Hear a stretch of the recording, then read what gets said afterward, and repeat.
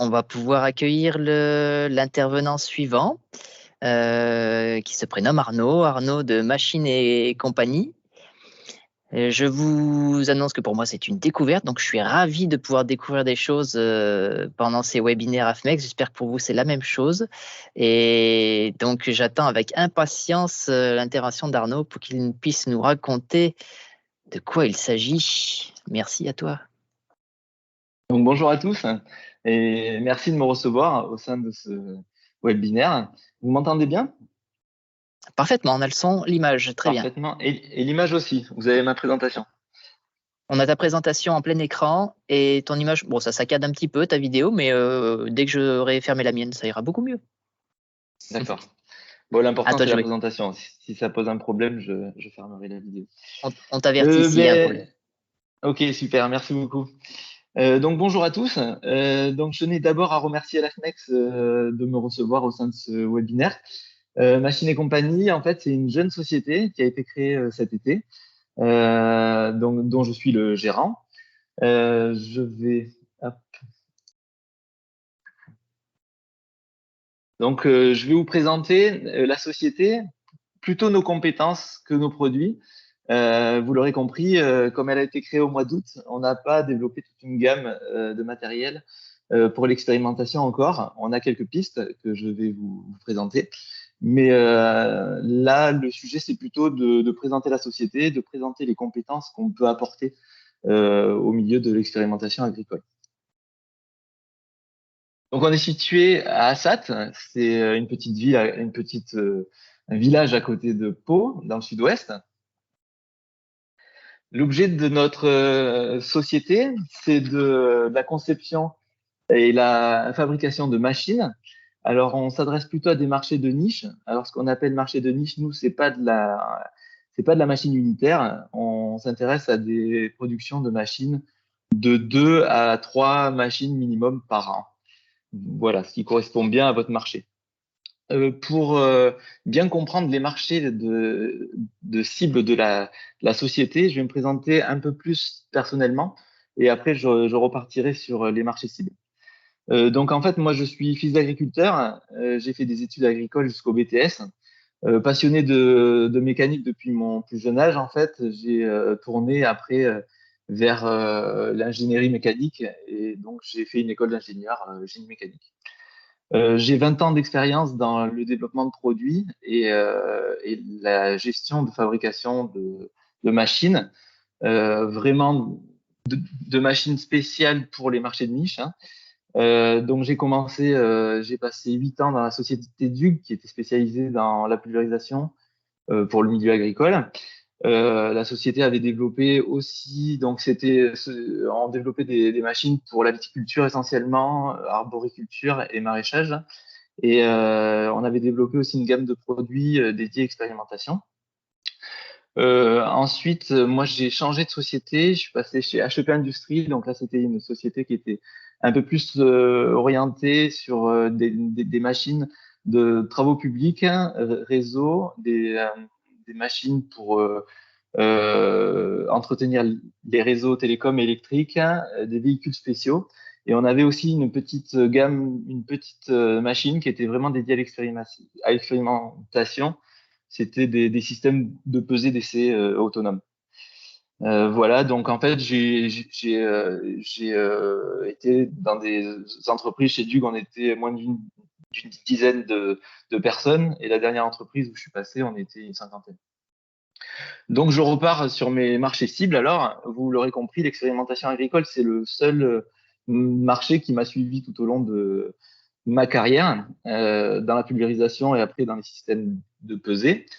Je m'intéresse aux petites productions agricoles, aussi à l'apiculture. Alors, le domaine de l'expérimentation agricole m'intéresse particulièrement parce que généralement, les clients ont des besoins très spécifiques et ça nous permet de développer des technologies qu'on peut ensuite appliquer à d'autres productions. Donc, c'est pour ça qu'on priorise un peu ce marché-là aujourd'hui. Des marchés d'opportunités. Alors ça, c'est plutôt mes anciens clients, en fait. pour lesquels je peux faire des propositions. Donc, c'est des outillages spécifiques pour les télécoms, les réseaux et ou des véhicules spéciaux. Donc, dans mes compétences, dans mes entreprises précédentes, on développé des carrossages spécifiques, des aménagements de fourgons, des aménagements de véhicules poids lourds ou des remorques spéciales. Donc, tout à l'heure, j'ai entendu une problématique de déplacement de petites batteuses. Voilà, je pense que sur ces problématiques, on pourrait peut-être travailler le sujet.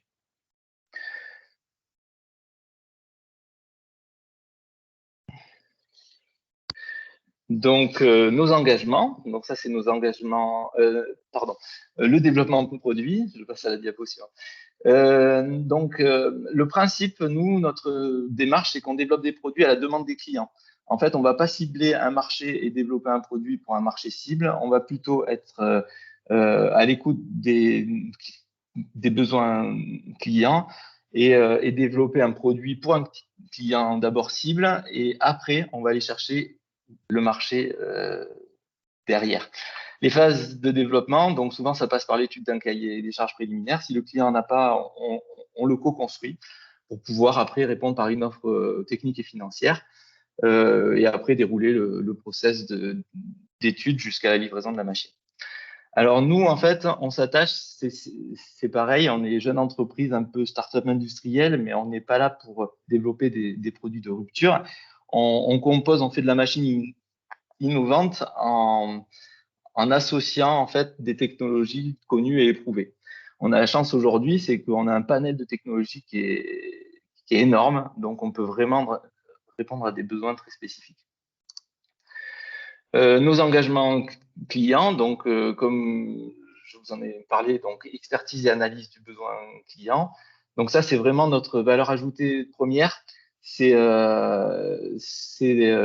vraiment de bien comprendre le besoin client et de le traduire en une machine simple et pragmatique. Donc, on veut étudier et fabriquer des machines de A à Z. Donc, on fournit un produit clé en main. On est maître d'œuvre du projet. On est prêt à investir avec vous dans le développement des produits, c'est-à-dire qu'on ne va pas impacter les coûts de développement dès la phase prototypage. On va apporter avec vous une partie du développement produit. On produit des produits responsables. Alors ça, en fait, on essaye de dimensionner les machines au juste besoin de nos clients et de vraiment travailler sur la consommation énergétique de la machine dans son cycle de vie. Voilà, on ne va pas passer par des raccourcis pour faire des machines qui ne sont pas performantes au niveau de consommation d'énergie. Et enfin, le service client. Alors là, on a travaillé dès la création de la société là-dessus, parce que le service client, pour nous, c'est très important. Donc, on a développé une plateforme web spécifique. Donc, ça se traduit par nos plaques CE sont équipées d'un QR code. Ce QR code, en fait, en le flashant, vous allez ouvrir une page web dédiée machine. Et là, vous allez vous retrouver avec les notices d'utilisation, les éclatés machines. Vous allez vous retrouver avec des vidéos tutos. Il y a la possibilité sur cette page de faire des demandes de SAV, des demandes d'amélioration de produits ou toute autre demande, donc de contacter directement le constructeur. Vous avez aussi la possibilité d'enregistrer un mail ou un numéro de téléphone qui permet en fait au constructeur, à nous, de vous alerter quand on va faire une modification de la notice d'utilisation, par exemple, ou si on va mettre à jour un programme. Au moins, vous serez tenu informé. Alors, dans le marché de l'expérimentation, souvent, on est en vente directe, mais dans les autres productions, on peut avoir des revendeurs. Donc, en fait, c'est le moyen le plus pragmatique qu'on a trouvé en fait, pour être en contact direct avec l'utilisateur et que l'utilisateur soit en contact direct avec le constructeur.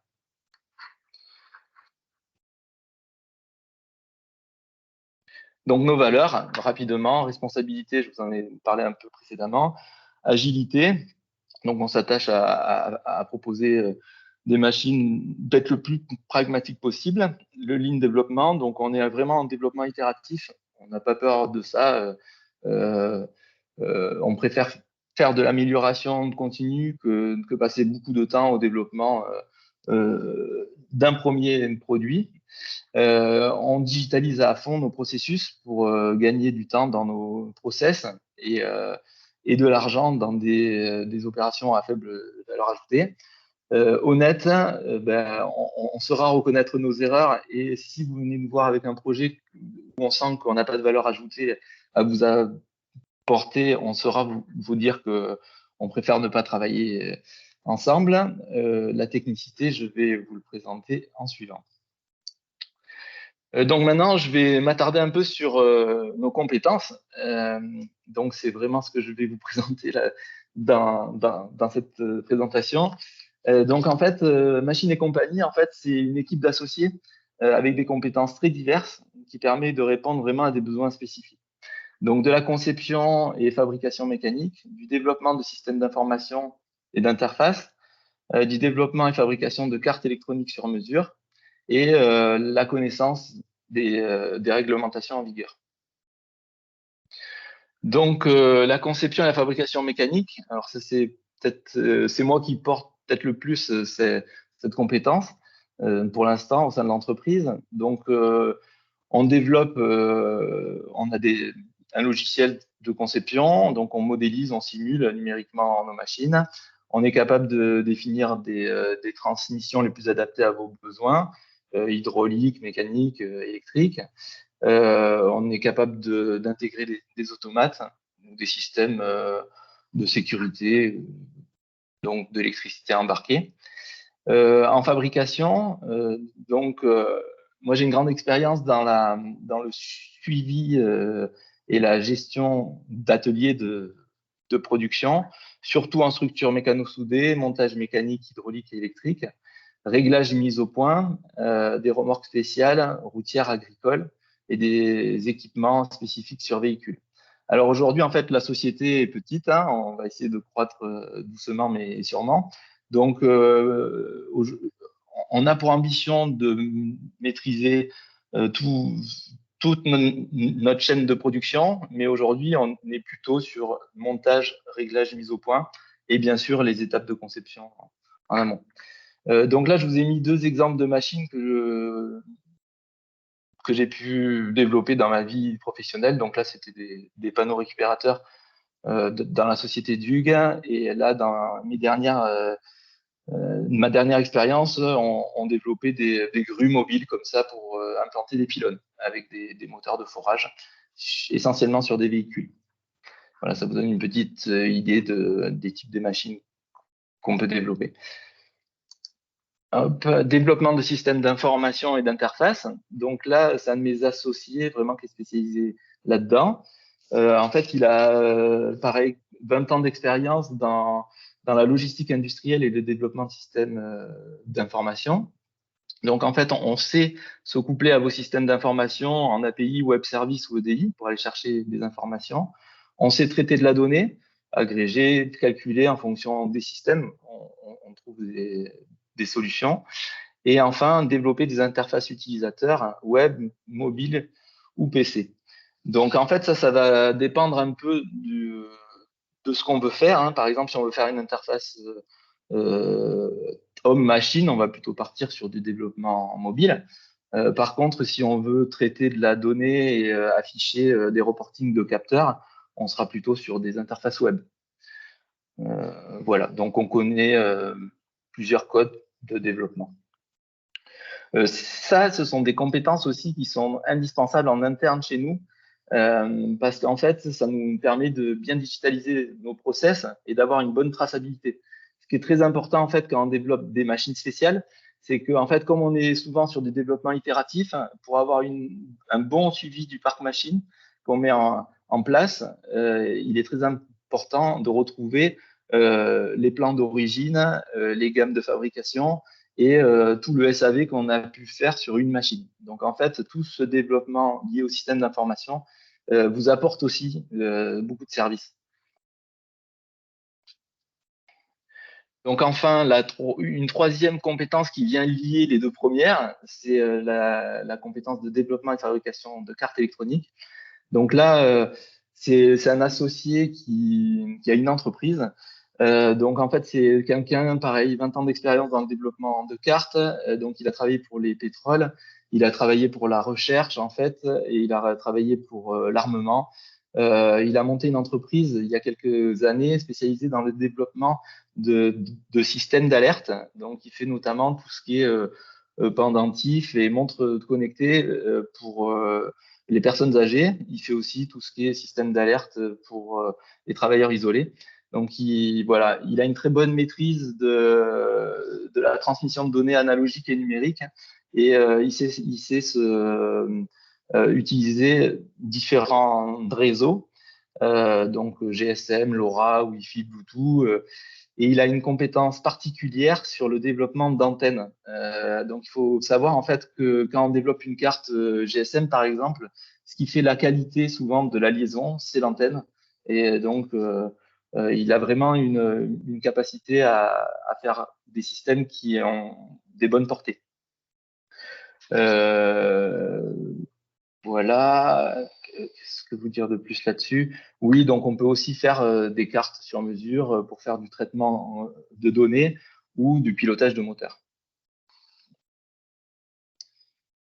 Donc là, petit point sur le réglementaire. Bon, on a beau être une petite structure, bon, on vient quand même de grosses. Donc en fait, on a été formé là-dessus. On conçoit des machines conformes à la réglementation. En fonction du type de machine qu'on a à faire, on sait se conformer aux différentes directives. Petite particularité, voilà, on connaît très bien la conformité routière et les réceptions à titre isolé ou RTI avec les DREAL pour réceptionner du matériel spécifique, autant routier que agricole routier. Hop. Donc enfin, je vais partir. Donc je vais vous présenter pour finir les produits sur lesquels on travaille. Donc en accord avec la société DUG actuelle qui a repris l'actif de la société d'origine dans laquelle j'avais pu travailler, Machine et compagnie se positionne comme solution pour fournir de la pièce détachée sur tout le matériel que DUG a pu produire au niveau de l'expérimentation. Donc, on est en mesure de fournir des pièces détachées sur les pulvérisateurs automoteurs qu'on a pu produire.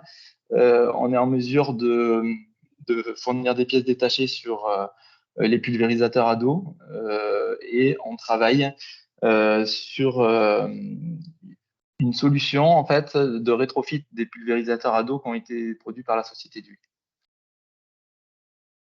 Voilà. Maintenant, je vais vous présenter un peu plus les projets en cours de développement pour l'expérimentation. Donc aujourd'hui, on travaille sur principalement deux secteurs, hein, les systèmes de pesée de haute précision sur remorque et les systèmes de pulvérisation de précision. Donc au niveau du pesage de précision sur remorque, on taille en fait deux produits. Un qui est en fait une remorque de pesée. Donc c'est une remorque routière avec une trémie qui se déploie. C'est une remorque autonome avec un moteur thermique et une transmission hydrostatique qui permet en fait une fois la pesée faite dans cette trémie, évacuer le grain dans la remorque de l'agriculteur. Donc en fait, c'est des remorques autonomes qui permettent de peser des récoltes de céréales. Voilà, autre système un peu concurrent. En fait, on est en train de développer un système de pesée, de pèse-essieu en fait amovible qui se positionne sur remorque, qui permet de peser des remorques dans le champ. Donc en fait, c'est un système donc de remorque routière qui permet de déployer des gros pèse-essieux dans le champ. Donc ça a d'autres avantages en fait, ça permet de peser directement des remorques pleines ou de céréales ou d'ensilage.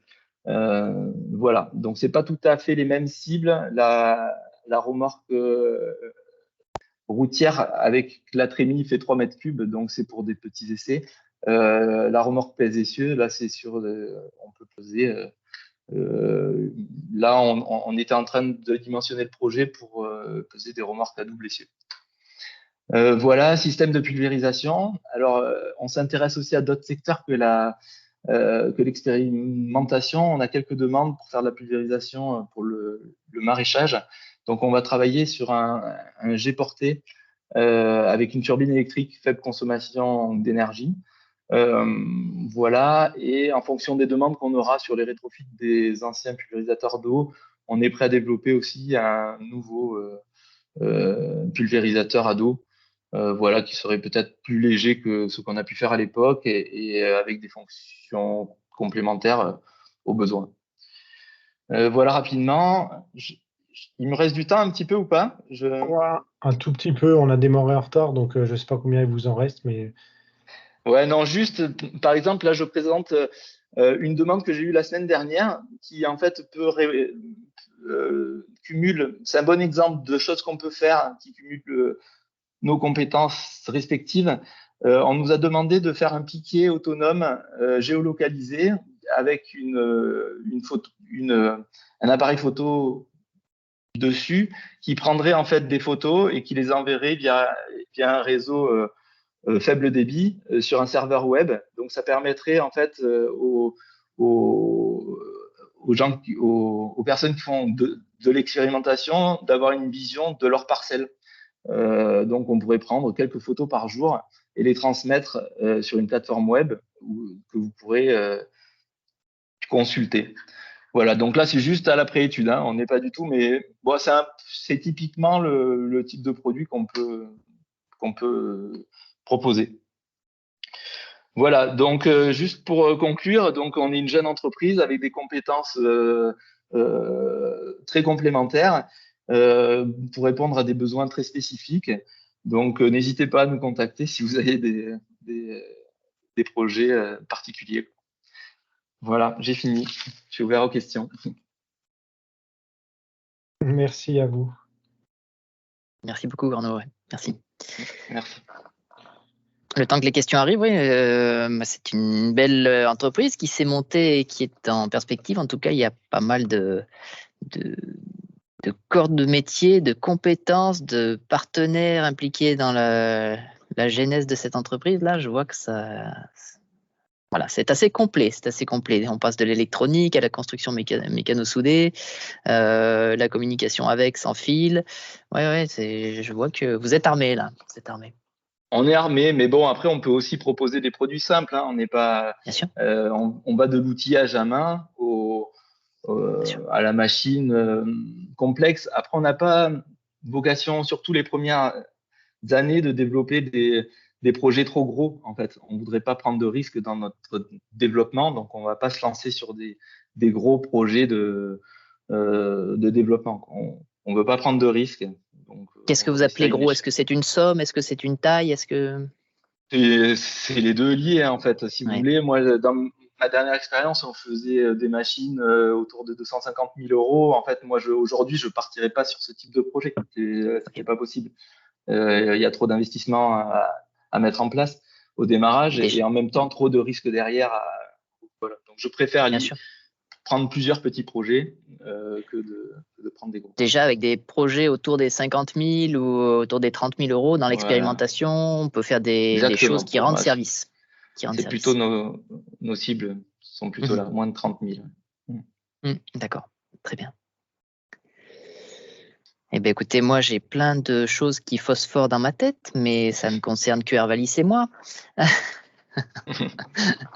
Bon, c'est un peu l'idée, c'est de semer des graines, en fait, de montrer ce qu'on peut faire et de semer des graines, de laisser germer ça tranquillement et revenir vers nous.